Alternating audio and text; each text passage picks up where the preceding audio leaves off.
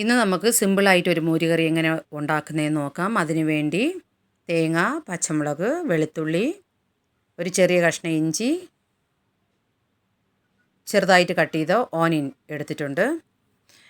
ഇത് നമ്മൾ ഈ തേങ്ങയും പച്ചമുളകും വെളുത്തുള്ളി, ഇഞ്ചി, ചെറിയ കഷ്ണം ഇഞ്ചിയെല്ലാം നമ്മൾ ഒരു മിക്സി ജാർ എടുത്ത് അതിൽ നമ്മൾ ഇട്ട് അരയ്ക്കാൻ വേണ്ടി നമ്മൾ ഇടുന്നുണ്ട്.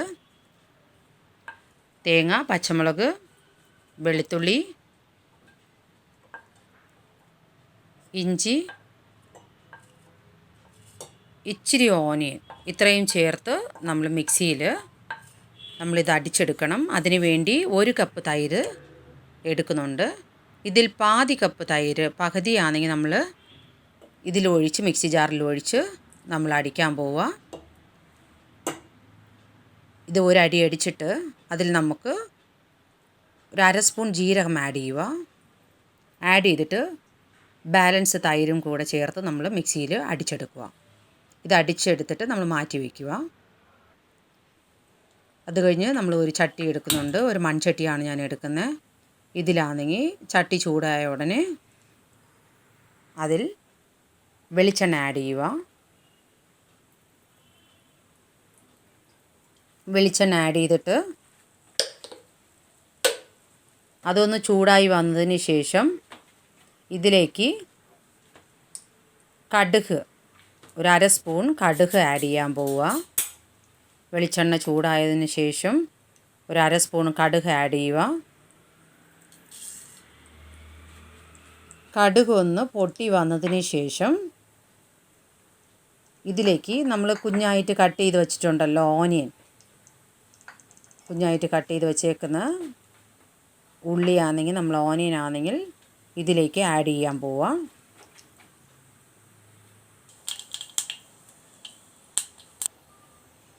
ഓനിയൻ ആഡ് ചെയ്യുക.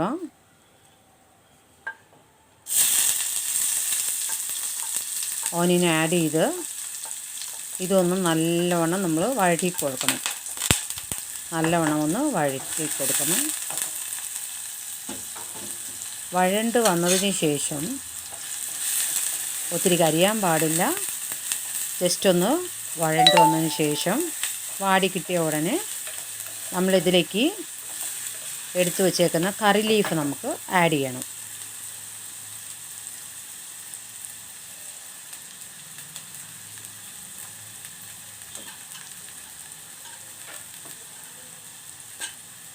കറി ലീഫ് ആഡ് ചെയ്യുക.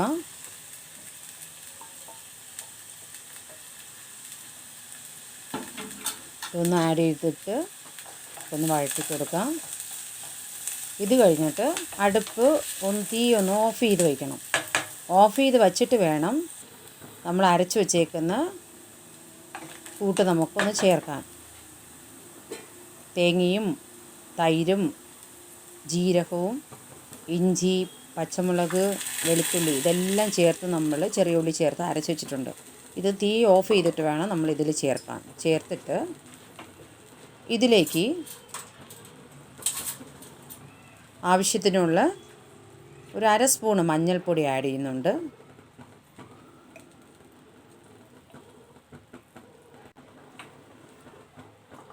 മഞ്ഞൾപ്പൊടി ആഡ് ചെയ്തിട്ട്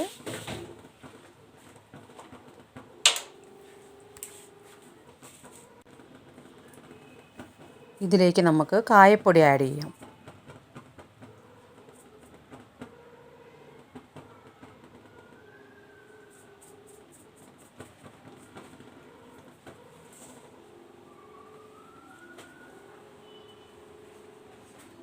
ഇതൊന്ന് നമുക്ക് കടഞ്ഞു കൊടുക്കാം.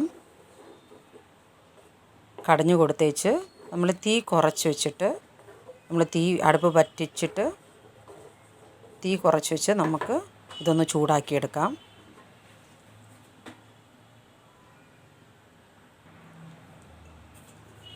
ഇതിലേക്ക് നമുക്ക് ആവശ്യത്തിനുള്ള ഉപ്പ് ആഡ് ചെയ്യാം. ടേസ്റ്റിന് ഉപ്പ് ആഡ് ചെയ്യാം. ആഡ് ചെയ്ത് നമ്മൾ മിക്സ് ചെയ്ത് കൊടുക്കാം. നല്ല ഒരു അടിപൊളി ടേസ്റ്റ് ആയിട്ടുള്ള ഒരു സിമ്പിളായിട്ടുള്ള ഒരു മോര് കറിയാണ് റെഡി ആയിട്ടുള്ളത്. നിങ്ങളെല്ലാവരും മസ്റ്റായിട്ട് ട്രൈ ചെയ്ത് നോക്കണം. നല്ല ഒരു മോര് കറിയാണ്. എല്ലാവരും നിങ്ങളൊന്ന് ട്രൈ ചെയ്ത് നോക്കണം. ഏറ്റവും എളുപ്പത്തിൽ ഉണ്ടാക്കാൻ പറ്റുന്ന ഒരു മോരുകറിയാണ്. മോരുകറി റെഡി.